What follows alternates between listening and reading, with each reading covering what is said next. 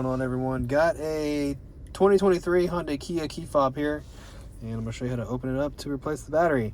So the first thing you're going to do is remove the emergency key out of the bottom of the remote. If you flip it over, there's a button right here. They're going to slide to the right, and that unlocks the key, and you can pull it right out. Now what we're going to do now is just split the remote open. Use a flathead screwdriver, and you just need to pry it open. Okay, so you can use the slot or the hole, put the screwdriver in kind of like this, and just gonna open it up. All right, so you can see where it has a seam right here. You just need to open this guy up by prying it open. All right, let's see here. Okay, see how I kind of did that.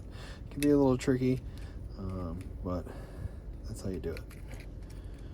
Once you get it open, here is the battery. You can just slide it right out the side, right here.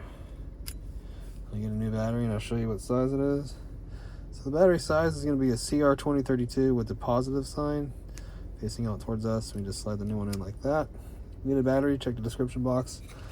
Have a link, takes you to Amazon where you can pick one up. Then you just get the two halves.